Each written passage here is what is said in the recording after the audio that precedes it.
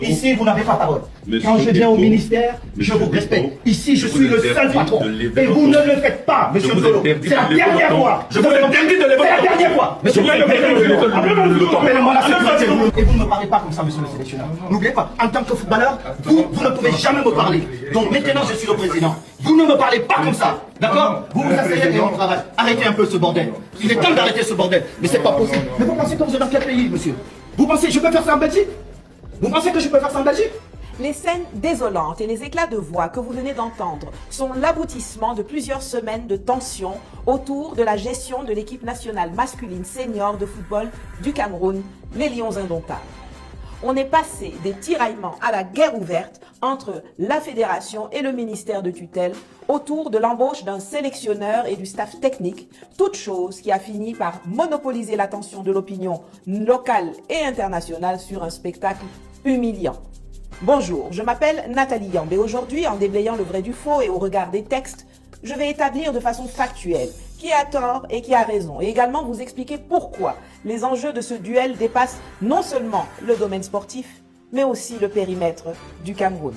Commençons par le commencement. Dans quasiment tous les pays du monde, les équipes nationales appartiennent aux États. Elles représentent les pays, elles portent leur drapeau, l'hymne national est joué pour elles.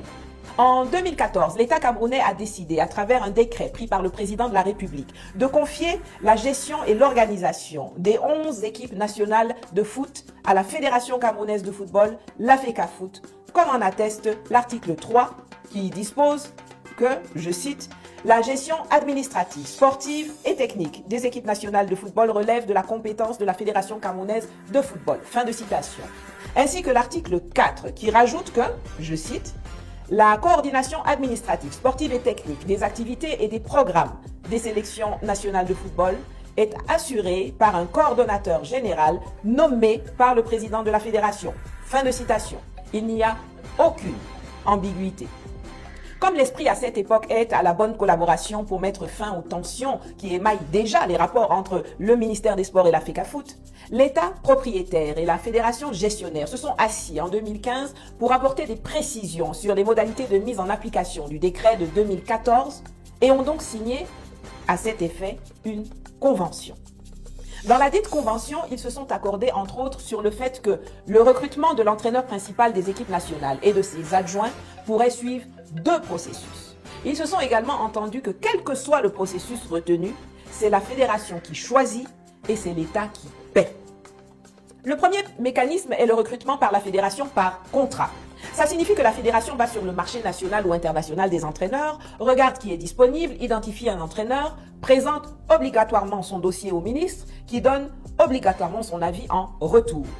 Si l'avis du ministre est obligatoire, ce n'est pas un avis conforme, c'est-à-dire qu'il ne s'impose pas à la fédération qui est la technicienne et qui décide en premier et en dernier ressort. La question que beaucoup de gens peuvent se poser est de savoir pourquoi on impose à la fédération de demander à l'État son avis et pourquoi on impose à l'État de donner son avis alors qu'à la fin, celui-ci peut être ignoré par la fédération. Eh bien, c'est parce que l'État peut émettre un raisonnement qui amènera la fédération à faire évoluer son point de vue. Par exemple, si l'État dit qu'il n'a pas les moyens de remplir les conditions financières exigées par l'entraîneur ciblé. Une fois l'avis du ministre reçu, la fédération signe un contrat avec l'entraîneur sélectionné. Mais ici encore, le Cameroun présente une particularité, c'est que la signature du ministre apparaît aussi sur le contrat du nouvel entraîneur. Cette signature ne signifie pas que l'État valide le choix du sélectionneur, mais il se trouve que, suivant les accords conclus avec la fédération, c'est l'État qui prend en charge le salaire du sélectionneur. Et c'est pour respecter les règles des finances publiques que la signature du ministre doit apparaître en amont de toute la procédure de cette dépense, c'est-à-dire sur le contrat. Le ministre ne signe pas parce que c'est lui qui choisit l'entraîneur. Il signe parce que c'est l'État qui le paie. Le second processus possible est le recrutement, toujours par la fédération, à travers la mise à disposition. Disons que la fédération est allée sur le marché libre des entraîneurs et qu'elle n'a pas trouvé un profil satisfaisant. En revanche, elle a identifié parmi les fonctionnaires de l'État un profil qui lui convient et demande donc à l'État de lui prêter, de lui mettre cette personne à disposition pour une certaine période. les Jean-Paul Akono, Jules Nyonga, Léon Seke sont des exemples d'entraîneurs fonctionnaires ayant été mis par l'État à la disposition de la fédération. Si le dossier du candidat convient à la FECAFOOT, le ministère et elle signent un document qui mentionne l'identité du personnel mis à disposition, la durée de la mise à disposition, le poste qu'il occupera, etc. La mise à disposition est un accord entre deux entités. Elle ne peut pas être unilatérale. L'État ne peut pas se lever un matin et décider d'envoyer un de ses fonctionnaires à la FECAFOOT si celle-ci n'est pas demandeuse. Il peut encore moins mettre à disposition quelqu'un qui n'est pas fonctionnaire. Or, pour être un agent de la fonction publique au Cameroun, il faut être camerounais. Et Marc Brice ne l'est pas. Dans le bras de fer qui se déroule actuellement, c'est de ce deuxième mécanisme dont l'État se prévaut. Or, il n'en a pas respecté les règles. Il n'a pas attendu la demande de la fédération. Il ne lui a pas proposé le dossier du candidat. Il n'a pas conclu avec elle une convention de mise à disposition portant le nom de M. Brice, qui ne peut d'ailleurs pas être mis à disposition parce qu'il est belge. De fait, l'État camerounais n'a donc suivi aucun des deux mécanismes prévus dans la convention de 2015 pour le recrutement d'un entraîneur. En se substituant à la fédération, il a violé ses propres textes et engagements. Il ne s'est pas arrêté là. Il a étendu son opération en nommant en lieu et place de la fédération le coordonnateur général et d'autres membres du staff technique. Et pour légitimer cette forfaiture, il s'appuie sur un haut accord de la présidence de la République aux propositions du ministre des Sports, de recrutement du sélectionneur et des responsables chargés de l'encadrement technique, administratif et médical de l'équipe nationale senior du football masculin. Bizarrement, ce qui, à la lecture du document qui a circulé, aurait pu être entendu comme l'accord du président de la République pour que la liste qui lui a été présentée soit proposée à la Fédération camerounaise de football par le ministre pour le recrutement des candidats qui y figurent, ce qui est déjà hors procédure. Cela a plutôt été interprété par le ministère comme une instruction du président faite au ministre de les nommer lui-même. Même la contractualisation requise par ce document en liaison avec la fédération, que vous voyez ici, suggérant l'utilisation du mécanisme de la signature d'un contrat par la fédération avec avis obligatoire du ministre, s'est transformée dans l'entendement du ministère en une mise à disposition qu'il n'a même pas été capable d'assurer dans les normes. Ce faisant, il viole lui-même la haute instruction dont il se prévaut. Cela dit, admettons même que ce document émanant du secrétariat général de la présidence de la République relaie effectivement une instruction présidentielle, comme cela nous est présenté par les cadres du ministère. Celle-ci a-t-elle une force supérieure au décret de 2014 ou à la convention de 2015 ? Je rappelle que la réglementation camerounaise est organisée suivant une classification de ces textes qu'on appelle aussi la hiérarchie des normes. Celle-ci les classe dans l'ordre de prédominance suivant. Tout en haut, il y a la Constitution, suivie des traités internationaux, puis les lois, les décrets, les arrêtés, les circulaires, puis les directives, puis les instructions. Il se trouve donc que dans cette hiérarchie des normes, même lorsqu'elles sont réputées présidentielles et très hautes, les instructions ont une force inférieure à celle du décret. Quant à la Convention de 2015, du fait que comme tous les textes de sa nature, elle est la loi des partis qui l'ont signée, elle s'impose à l'État et à la fédération signataire comme supérieure aux très hautes instructions présidentielles. De ce qui précède, les instructions qui portent sur la gestion de l'équipe nationale de football senior du Cameroun doivent impérativement se conformer au décret de 2014 et à la convention de 2015, même lorsqu'elles émanent du président de la République. Voilà une exigence que le ministère des Sports, pourtant dirigé par un professeur agrégé de droit, refuse d'intégrer dans sa démarche, préférant substituer l'intimidation à la règle pour obtenir de la fédération ce que le droit ne lui réserve pas. C'est suivant cette logique et en brandissant de façon hasardeuse, maladroite et abusive les mêmes instruments que sont les instructions ou la tutelle, qu'un représentant costumé du ministère s'est présenté le 28 mai dans les locaux de la fédération pour empêcher la tenue d'une réunion à laquelle il n'était pas convié, provoquant un scandale dont la planète entière sait désormais que cette personne et son ministère sont capables. Que ce soit bien clair, Tout ce que je viens de dire n'a pas pour vocation d'aider à mieux comprendre le fonctionnement du football camerounais. Je ne me risquerai pas à cette prétention parce que je sais que ce que nous en voyons et ce que nous en savons ne représente rien à côté des kilomètres de micmac qui restent dissimulés. Il ne s'agit pas non plus d'apporter quelque satisfecit que ce soit au travail de la FECAFOOT. Je laisse à d'autres mieux informés le soin de juger cet aspect de la question du football. Ce n'est pas mon couloir. Mais cette affaire du recrutement de l'entraîneur-sélectionneur en dit long sur la façon dont l'État perçoit et gère ses relations avec les autres acteurs nationaux. Il s'autorise à violer les règlements qu'il édicte et les engagements qu'il prend. Il porte atteinte aux droits d'autrui quand bon lui semble. On dit à longueur de journée qu'il est un État de droit, mais ça ne le dérange pas de faire mentir cette assertion en mondovision.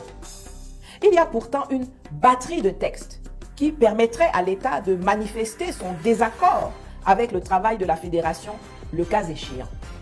Son pouvoir de tutelle lui permet de saisir les tribunaux et de faire annuler les décisions de la FECAFOOT qui le dérangent. Il peut rappeler à Samuel Eto'o de respecter l'article 8 du décret de 2014 qui dispose que le président de la fédération n'a absolument rien à dire et aucune compétence concernant la sélection des joueurs d'une équipe nationale. Il peut lui rappeler que pour nommer des fonctionnaires comme David Pagou ou Narcisse Tenke, il doit lui aussi respecter les dispositions de la Convention et passer par la procédure de mise à disposition et donc formuler une demande à l'État avant de les nommer. Il peut mettre en place et suivre un système d'évaluation de la façon dont la fédération remplit la mission de service public du développement du football qu'il lui a confiée. Il peut même lui retirer l'agrément qu'il lui a accordé pour qu'elle puisse mener ses activités. Il peut tout simplement abroger le décret de 2014 s'il ne lui convient plus. Quelle idée a-t-il de passer outre toutes les possibilités que la réglementation lui accorde pour violer avec autant de zèle les règles qu'il s'est lui-même fixées et qui s'imposent à lui comme au reste du pays? Qu'est-ce qui autorise certains fonctionnaires à détériorer de cette façon l'image de l'État et ce faisant la confiance dont il a besoin, dont tout le monde a besoin pour structurer son autorité et sa crédibilité et le positionner comme un instrument efficace quand vient le temps de faire face aux nombreux défis auxquels nous sommes confrontés et qui s'aiguisent pendant que nous affaiblissons honteusement notre meilleure arme de combat. La séance de mardi rappelle celle des sous-préfets qu'on voit souvent apparaître dans les réunions non publiques de partis politiques pour en interdire la tenue, prétextant des absences d'autorisation que la loi ne prévoit pourtant pas. Et pas seulement au Cameroun, mais hélas, un peu partout en Afrique dite francophone. Elle rappelle la concussion par laquelle certaines administrations africaines portent systématiquement atteinte à la fortune des usagers. Il ne faut pas accepter que perdure ce régime de l'abus. Les Camerounais et les Africains ont besoin d'États qui marchent dans l'ordre et la discipline, d'États qui se respectent et qui les respectent. Que les États suivent les dispositions de la loi et rien qu'elles, s'ils ont des choses à reprocher à l'un de leurs citoyens. Mais qu'ils n'abusent pas des prérogatives que les populations mettent entre les mains de leurs agents pour piétiner leurs droits et leurs libertés. Dans les temps géopolitiques agités qui secouent le monde actuellement, les pays africains ont besoin de solidarité entre eux, mais surtout d'unité à l'intérieur de leurs frontières pour affronter l'ennemi qui arrive de l'extérieur et qui rôde autour du golfe de Guinée et du Sahel. Les brimades récurrentes de l'administration fissurent et démobilisent les peuples. Qu'on l'aime ou qu'on ne l'aime pas, dans le cas précis que nous abordons aujourd'hui, c'est-à-dire le recrutement d'un entraîneur principal et de ses adjoints, le président de la FECAFOOT, Samuel Eto'o, a raison et l'État du Cameroun, via les agissements de ses agents, a tort. Mais comme pour le différend entre le Bénin et le Niger, auquel j'ai dédié ma dernière chronique qui va s'afficher quelque part à l'écran et que vous pourrez regarder à la fin de cette vidéo, à l'heure où j'enregistre cette capsule, le match de ping-pong entre la fédération et le ministère est loin d'être terminé. Au regard des éliminatoires de la Coupe du Monde 2026 prévues dans les prochains jours, il est fort possible que les deux parties soient appelées en haut lieu à mettre de l'eau dans leur vin de palme. Dans un pays qui fonctionne normalement, ce ne sont pas les coups de fil du président de la République ou l'intervention ouïa-ouïa du politique qui doivent résoudre ce genre de conflit, mais la stricte application des textes en vigueur ou bien la justice. Sinon, les mêmes problèmes sont appelés à se répéter à intervalles réguliers et à l'infini. L'État doit se ressaisir et retrouver le chemin du respect du droit, des textes et des règles. Et le ministère des Sports du Cameroun doit se souvenir qu'il est le ministère de tous les sports et non pas exclusivement celui de l'équipe nationale A masculine de foot. On a tous été témoins récemment des écueils rencontrés par les fédérations de handball, de volleyball, des échecs, d'athlétisme, sans que cela n'amène les agents ministériels à s'impliquer avec force pour la résolution des problèmes des joueurs et des joueuses. N'oubliez pas de vous abonner. Abonnez-vous massivement. Opération 1 million de followers. Et likez. Laissez un commentaire si ça vous a plu. Et surtout, aidez-moi à partager au maximum. C'est pas ça? C'est ça.